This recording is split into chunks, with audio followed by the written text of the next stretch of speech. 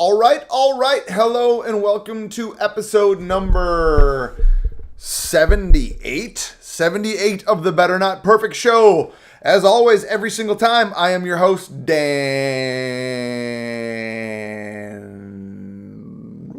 Martin. There I am. Today we're going to be talking about the importance of hydration and sleep for your fitness. Now, sometimes people get it mixed up and they think that fitness means working out.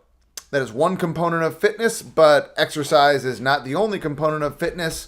Nutrition is very important. Sleep is very important. Hydration is very important. So, yes, working out is part of your fitness, but it is not fitness. On the continuum, you have sickness, wellness, or health, and then fitness is kind of up and above. It's where you want to be. It's where you want to get. It's seeing all of your health markers improve, and also just having an overall feeling of fitness, having the thought and ability to be able to do physical tasks on command with your body. And that can kind of expand and broaden over time, right? So I'm just going to go in and make sure that this is streaming live on Facebook, and then I'm going to share it to my group as promised. Boom.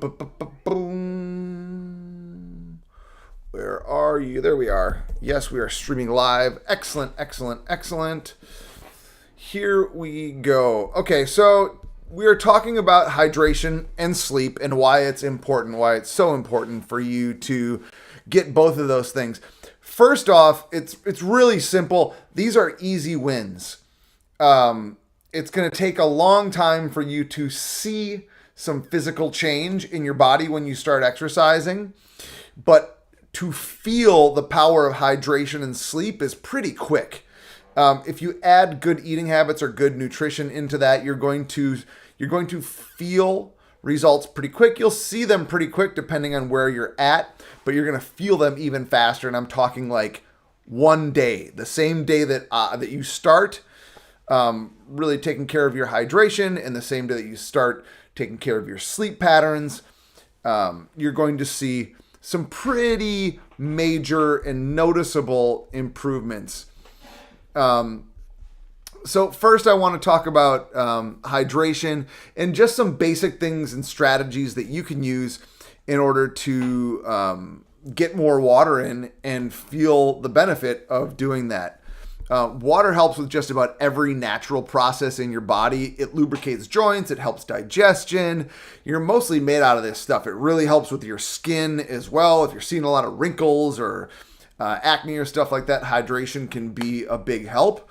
A recent study showed that healthy women perform up to 12% worse on mental tasks when just mildly dehydrated. And that performance is reversed quickly with rehydration. Another study from 2013 showed that dehydration decreased cardiac output by 13%. That is freaking major. And yet another one noted a performance decrease of up to 30% with just 5% dehydration. So if you're slightly dehydrated, which most people are, there are some really noticeable effects that are not going to do good things for you. Okay. So now that you understand the importance of this, of hydration for both mental and physical tasks, here are some strategies to help you, right? Number one, get started early. I do this every day. After my feet hit the floor, the first thing I do is drink 32 ounces of water out of a mason jar. It's usually cooler than room temp, but it's not ice cold. I do this before coffee, before anything. It starts my digestive system, gives my joints something to work with in the morning. If 32 ounces sounds like a lot or too much for you, that's fine. Try 16 or even 8, but just notice the difference when you do it if you're not already doing it. If you are already doing it, try going up a little bit, okay? You also want to get water in and around your workout.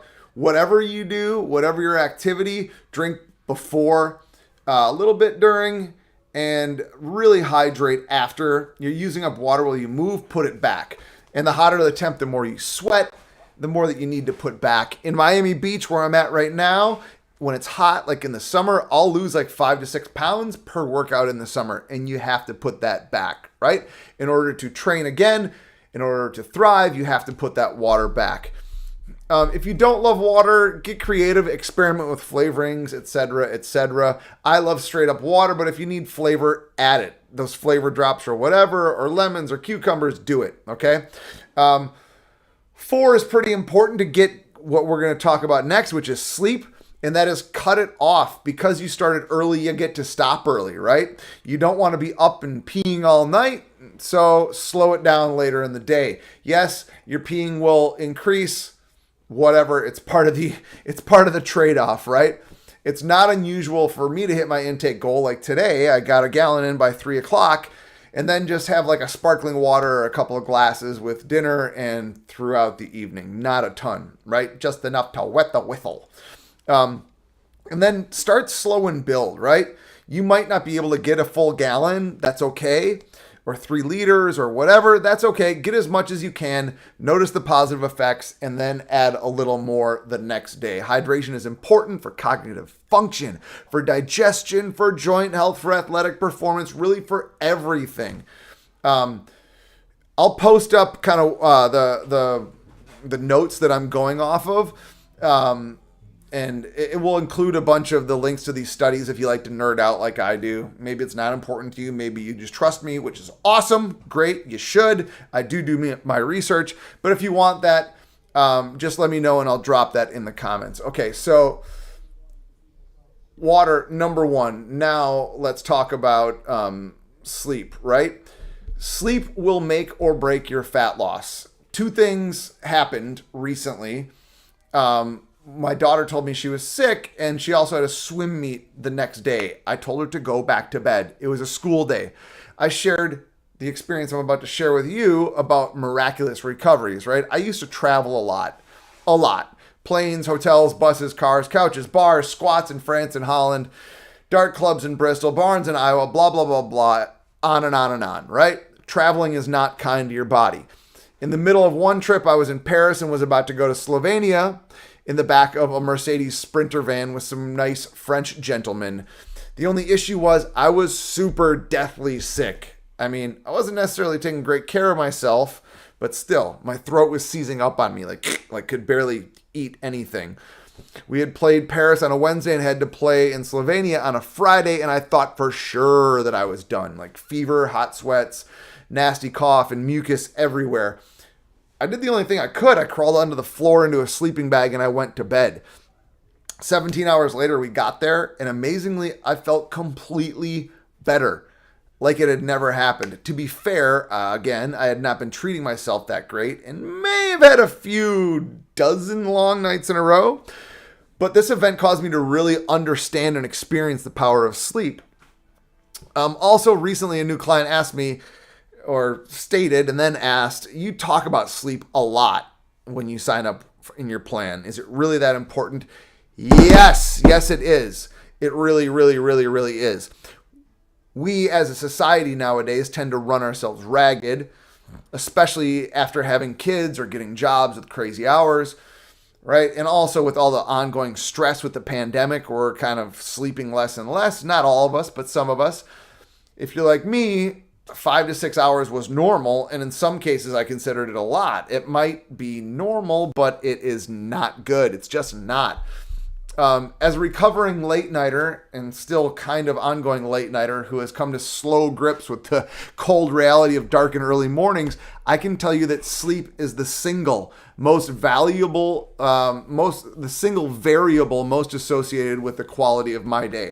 Right? And the single most valuable thing I can do for myself to control that variable. I go to sleep early, I wake up, I feel great. I have a ton of energy. I'm pretty high energy as it is, but if I get good sleep, man, can really knock it out. I have the unfortunate ability to lose 5 hours inside of music software and think that it's been 25 minutes. That doesn't play out well with 6 a.m. wake-up calls. Yeah, I may have done that last night. Maybe. What does play out well, though, is going to sleep with my kids or around the same time as the kids, maybe a little bit later, and waking up before them or about the same time. So why the sleep? Well, one, it really helps you achieve your best body composition. People with better sleep habits are able to maintain ideal body composition and fat loss easier. This is straight up fact and one of the most underappreciated facts of fat loss and fitness. And it's one of the reasons why I talk about this stuff so much is like a lot of times people will come to me because they want to look a certain way. And I start talking about sleep and water and they're like, but how many weightlifting thingies do I do? How much cardio do I do? And I'm like, we don't get there until we get the sleep and the water on point. Because without those, that doesn't matter, right? The exercise isn't going to matter nearly as much. There's one thing that you'll note about very fit people. They all take care of their sleep, their hydration, and their nutrition. Okay? Truly fit people. I'm not talking about like some juiced out bodybuilder who's about to pop and explode. Maybe not. Maybe they're doing some other shit, right? But somebody who's truly fit, has fitness, has the ability to run 10 miles, do 20 pull-ups, blah, blah, blah, blah, blah, blah, right? They have sleep, hydration, and nutrition under control. I guarantee it. And I'm not saying they're perfect. I'm definitely not perfect, but it is under control. I'm aware of it, right? That's half of the battle, showing up and holding yourself accountable. So here are some facts. And again, there are links to studies in my notes. So if you want those, just comment that you want my notes or you want my whatever, and I'll put it in the comments, okay? Men have 10 to 15% higher testosterone when rested. Hard stop on that one, right? Holy shit. That's a lot. That's a big deal, right?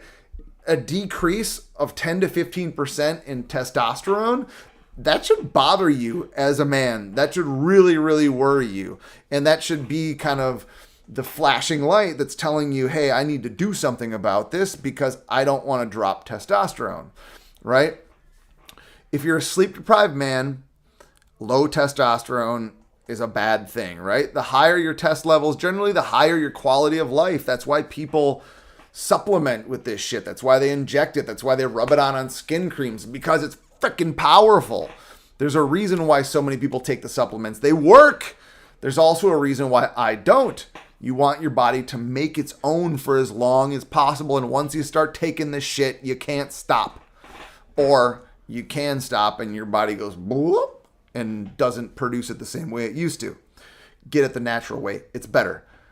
So 10 to 15% higher testosterone when properly slept. Woo! That should be a wake-up call for you right now, right? Sleep reduction. Number 2, sleep reduction messes with your cortisol levels. This is not a good thing. Cortisol is a stress hormone. You don't want to mess with it, right? Again, if you want more information on this, just drop notes in the comments and I'll send you my notes from this stuff. Chronic sleep reduction, and this is pulled from a study, is associated with increased diabetes risk. Boop, boop, boop, boop. Big flashing red light here, okay? It also messes with the balance of your hunger hormones. Of course, they play together, right? Again, chronic sleep reduction is associated with increased diabetes risk. Diabetes is bad. You don't want it. If you can avoid it, you should. Especially like type 1, obviously there's not much you can do about it, right? It's genetic. But type 2 has a lot of lifestyle factors that play into it. So if you can avoid it, you should. All right, moving on. Less sleep makes you snack more. You all know this is true, but there's actually data to back this up. There's research to back this up. You guessed it, that's bad, right? The long nights without sleep, with trips to the cupboard for crackers, tend to feed themselves. The pun is intended. Ha ha ha. If you're sleeping, you can't snack. Amazing how that works, right? Sleep loss decreases your activity levels. We all kind of know this. When you're underslept, you're less likely to go exercise, right? Exercise is good for you. Blew your mind. Again, exercise should not be the catalyst or the driver for your fat loss. That's not how it works. Water intake, sleep, nutrition all come before exercise, and then exercise is kind of like the finishing touch, right? Yeah, absolutely. You can exercise and build lean muscle mass. And then once the fat is gone, you'll be able to see all those nice features. But without taking care of these things, hydration, sleep, nutrition, you ain't going to get shit. You're not going to get anywhere. You're just not. These things are, especially once you push past 35, 40 and older and older and older, these things are so damn important, right? And I harp on these relentlessly. And with people that work with me, they give me this data every single day, right? The amount of water they drank, the amount of sleep they got, and what they ate, right? And when we can see that data and when people start holding themselves accountable, this magic thing happens. People lose weight. They lose body fat. They start feeling better. 2 weeks in, they're like, holy shit, I can't believe I didn't do this. I don't understand why I waited so long. Well, it's because the nutrition and diet industry are full of sharks and bullshitters, unfortunately, that don't want to feed you this type of simple information. They want to confuse you into buying supplements for the rest of your damn life. There are some good supplements. Unfortunately, the supplement industry is unregulated and there's a lot of bullshit out there. There's even manufacturers that truly believe in their products and they don't even know or have the funds to test their product enough to know what the heck is really in there, right? So, just starting to rant there. Hydration leads to all sorts of good things. Proper sleep leads to all sorts of good things. Once you get those in line, you start applying nutrition. And once you do that, holy shit, you start applying a good foundational exercise program. Life changer. For me, it was major. When I learned all of this stuff from a trainer that I hired way back when, it was mind-blowing in its simplicity. I hired the guy that I hired because it was very simple, right? It didn't mean I didn't have a lot to learn, but it was simple, right? And then as I continued to go and get certified and research and do my own reading, I learned more and more and more and more and more. And now I've just distilled it all down into this hyper effective, hyper condensed, concentrated program that is all about simplification. I don't want to confuse you. There's no need for it. This stuff is simple. The information that I'm going to give you when you do the Dan plan is not about like counting micronutrients or even macronutrients. Yes, you learn about the basics of nutrition, but it's about understanding that all of these lifestyle factors are tacked together to form one big thing that is fitness. And when you start tracking it and paying attention to it with a systematic approach, it just starts becoming a part of your life, right? And then it becomes automatic. It's like doing any other thing. If you've learned music production or how to play a guitar or a foreign language or anything like that, at first it seems super overwhelming and confusing, and then slowly but surely you learn how to do it better and better and better and better. And then you'll see things like, I just got a message yesterday from Ryan Timms. What's up, Ryan? He's done amazingly well, looks jacked, has abs, no more muffin top, but his cholesterol dropped down. It was already at a healthy level. Now it's even healthier.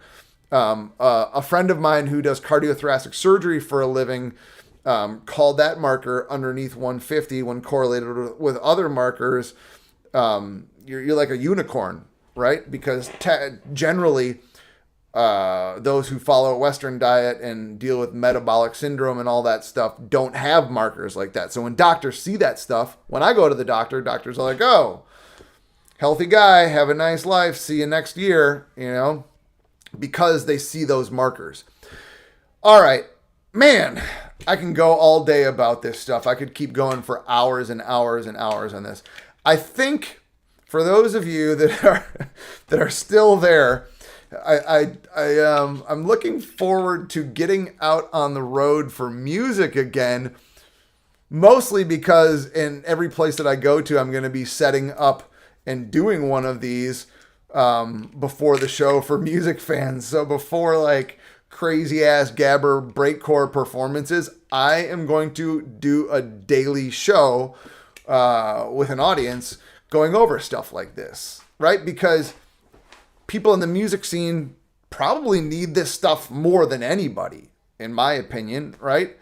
And shit, if there's something that you can do that allows you to stay up and rage even longer, even though we're talking about getting a good sleep pattern, hell, you know, it's like training. You prepare yourself to do these big things, and one of those big things might be climbing a mountain, and one of them might be going to Bangface or Prospect XL30. Could be anything you want to.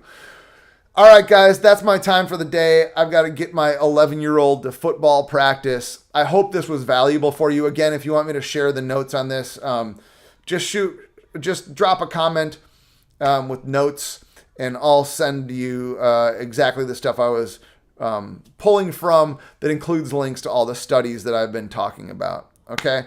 I'm not just blowing smoke up your behind. This is researched. This is proven stuff.